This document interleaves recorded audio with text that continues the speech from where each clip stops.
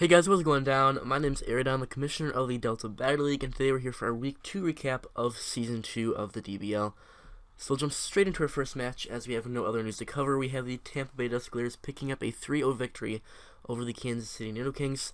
The Volt Turn combo of Crobat and Rotom Wash of my own Tampa Bay Duskblazers, proving to be enough to pull the win there. Rematch of the original playthrough, we picked up a 4-0 victory the first time around. But 3-0, not a whole lot different to me. It doesn't really bother me. Not a whole lot else really going on with that match. Choice Scarf Salamence if things happen to go wrong. Although getting hit with confusion prevented anything else from really happening there after 2 hits on that Umbreon. No Mega Metagross brought by the Tampa Bay Duskblazers proved for me, I was a little bit worried coming into the match without it. But it proved to be okay, as he didn't really bring the Latias or Mega Pinsir regardless, which were the two things that kind of walled pretty well. So it's okay not bringing that. Other than that, yeah, head into the next match. We have the St. Louis Swallows picking up a close 1-0 victory over the Minnesota Wild Charge. The Minnesota Wild Charge, our newest team this season. Leading off Mega Gardevoir to take out the Tentacruel. Conkeldurr getting 3 kills as well, and 1 death. Talonflame and Terrakion also getting 3 kills. We had a lot of Pokemon getting 3 kills in this match. Talonflame going 3-0. Terrakion going down with 1 kill, so 3-1 with a +2 differential.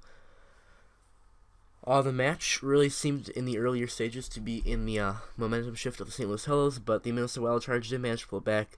And if Mammothswide had happened to live the Brave Bird at the end of the game, they could have actually pulled out the 1-0 victory on their part instead of the 1-0 defeat. Not a whole lot going on there. Not the most, exciting match. A really good match, though. I mean, if you're going for plays and battling skills, it's definitely a match to watch. We'll go on to our third match. We have the Omaha Omstars picking up a 4-0 victory over the Denver Rapidash. The Mandibuzz of the Omaha Omstars proving to be the MVP of this battle in probably by most people's opinions. With a kill and one status kill, walling the Denver Rapidash pretty well, taking a I believe it's a Thunderbolt from the Goodra for minimal damage, taking a Draco, which did about 50%, and then being able to just roost up as the Goodra kept losing special attack. Raikou getting 2 kills as well as Gyarados getting 2 kills after the Goodra was gone. Not really a whole lot left for the Denver Rapidash to take on the Gyarados after the Gavanish was down to minimal HP at the Focus Sash. Heatran, no kills this week, but definitely a force to, or not a force, but a presence in the battle. Not much can really switch in, or not much can hit a Heatran. It can switch into a lot of hits that would normally be super effective on the original Pokemon. So a good team effort by the Omaha Omstars, and we'll see what they can do next week in their battle. Next up, we have one of the most lopsided battles this season. We have the Detroit Glygars picking up the 5-0 victory over the Scottsdale Scolipeds. 5 of those kills coming from Choice Specs Selgor. A really hard-hitting Pokemon in this battle. As we just said, picking up 5 kills, not dying at all, boosting himself all the way to the top of the MVP race. Spoilers, Mathras from Days of Dreams will be covering that a few days from now, but a lot of power from that Selgor. Tyranitar picking up the final kill. I believe it was a Sandstorm status kill, so I like to say team effort, but it was mostly Selgor's work this battle. Could have been 6-0 if that Lapras had not locked in that Porygon 2 with the Whirlpool, so very easily could have been 6-0 if he was not running a Perish Sung Whirlpool Lapras, which he likes to bring. It's actually been doing pretty well soon. I'll go on to our fifth battle. We have Chicago Cubs picking up a 4-0 victory over the Lexington Larvitar. A battle of 2 undefeated teams. With the Lexington Larvitar coming into the season as one of the top-rated teams, but the Chicago Cubs proved that the Mega Slowbro Chansey Core is really tough to beat. The Lexington Larvitar just really did not seem to do enough to combat that Mega Slowbro, as well as the Chansey being there was definitely a problem. The Durant, also a very good counter for the Clefable. Ironhead is definitely enough to OHKO that, as we saw in the battle. It was definitely enough to OHKO that. Energy buff, the Mega Latias was not a very sufficient way to take on that Mega Slowbro. But really, there is no really good way to take on a Mega Slowbro with the Chansey there, especially.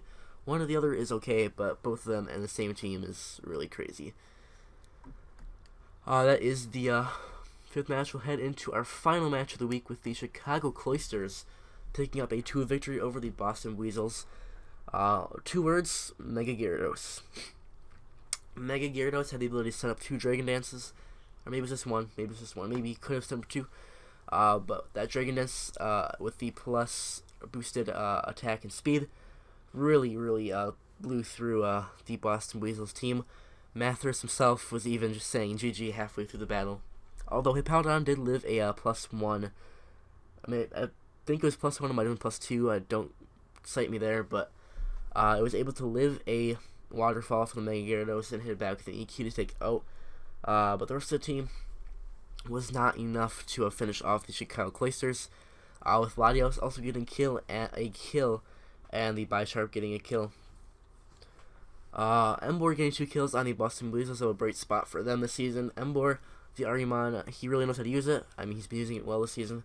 Last week, it didn't get any kills or deaths, but definitely an interesting pick by the Rain team, ironically. So, a good pick there for the Boston Weasels. Definitely having mons that they know how to use, although not being enough to take on the Chicago Cloisters this week.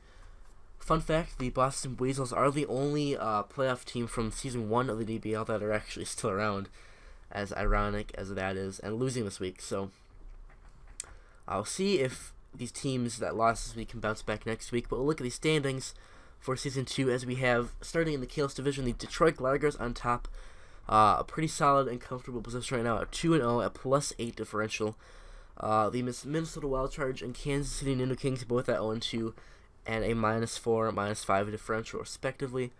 Into the home division, we have the Chicago Cloisters on top at 2-0, +4. The Lexington Larvitar at 1-1 at a neutral differential. And the Scottsdale Scolipede not starting too hot this season, but we'll see if they can turn things around at 0-2 and -9.